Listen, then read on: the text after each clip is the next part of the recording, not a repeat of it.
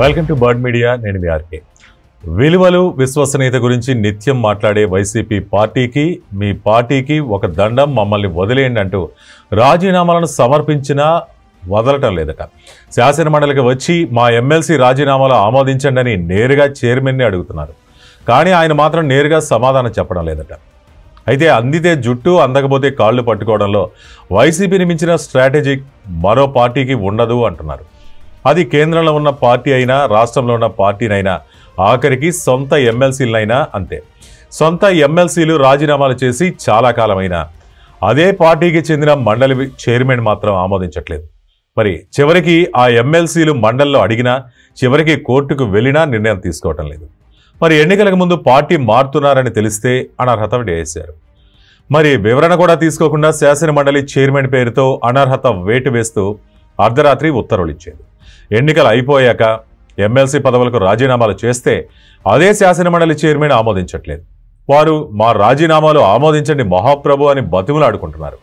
కానీ పరిశీలిస్తున్నామంటున్నారు. వైసీపీ అందితే జుట్టు, అందకపోతే కాళ్ళు పట్టుకునే ఘోర మనస్తత్వానికి ఎంతకంటే సాక్ష్యం ఏముంటుంది అంటున్నారు. మరి వైసీపీ 5 ఎమ్మెల్సీలు ఆ పార్టీకి చెందిన వారు మీ పార్టీకో దండం అని చెప్పారు. వారు తమ రాజీనామాలు చేసి నెలలు గడుస్తుంది. ఇప్పటి వరకు ఆమోదించింది లేదు. వారు శాసనమండలికి వచ్చి మా ఎమ్మెల్సీలు రాజీనామాలు ఆమోదించండి అని నేరుగా చైర్మన్ని అడుగుతున్నారు. కానీ ఆయన మాత్రం నేరుగా అయితే ఎటువంటి సమాధానాలు చెప్పట్లేదట. వైసీపీకి చెందిన చైర్మన్ కావడంతో ఆయన హైకమాండ్ ఆదేశాల కోసం చూస్తున్నారేమో, కానీ వైసీపీ చెప్పిన విలువలకు ఇది ఇక్కడ పూర్తిగా తేడాగా ఉందని చెప్పి అర్థం చేసుకోలేకపోతున్నారు. ఇప్పుడు తమ రాజీనామాలు ఆమోదించాలని జయమంగళ, వెంకటరమణ హైకోర్టుకు కూడా వెళ్లారు. కానీ మండలి చైర్మన్ మాత్రం కదిలే ప్రసక్తి లేదు అంటున్నారు. ఒకవేళ రాజీనామాలు ఆమోదిస్తే మరో 8 మంది కూడా రెడీగా ఉన్నారట. ఎమ్మెల్సీలు వైసీపీకి కూడా రాజీనామా చేశారు. ఆ పార్టీ కార్యకలాపాల్లో ఎక్కడా కనపడట్లేదు, పాల్గొనే అవకాశం కూడా లేదు.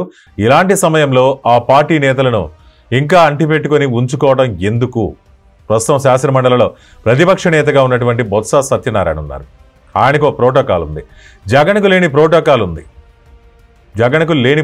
ఉంది. కానీ అక్కడ కూడా ప్రతిపక్ష నేత హోదా పోతుందేమో అని వైసీపీ నేతలు కంగారు పడుతున్నారు. మరి వచ్చే 4 ఏళ్లలో వైసీపీ తరపున ఒక్క ఎమ్మెల్సీ కూడా ఉండే అవకాశం లేదు. మరి బొత్స కూడా, వంశీకృష్ణ వీళ్ళు రాజీనామా చేసిన స్థానంలో మిగిలిన కాలానికే ఎన్నికయ్యారు. మరి అందరితో ఇదే స్ట్రాటజీనా? అధికారంలో ఉన్నప్పుడు ఎగిరెగిరిపడి, అధికారం పోయాక వాళ్ళు వీళ్ళు అని తేడా లేకుండా కాళ్ళు పట్టుకోవడం అసలు ఎందుకు అనే ప్రశ్న క్యాడర్ నుంచి వస్తుంది. ఇప్పటికీ బీజేపీ కాళ్ళు ఇప్పటికీ వదలటం లేదు. మరి ప్రతిపక్ష హోదా ఇవ్వాలని టీడీపీ కాళ్ళు పట్టేసుకుంటున్నారు. అయితే చీకొడుతున్న ఎమ్మెల్సీ రాజీనామాలు ఆమోదించట్లేదు.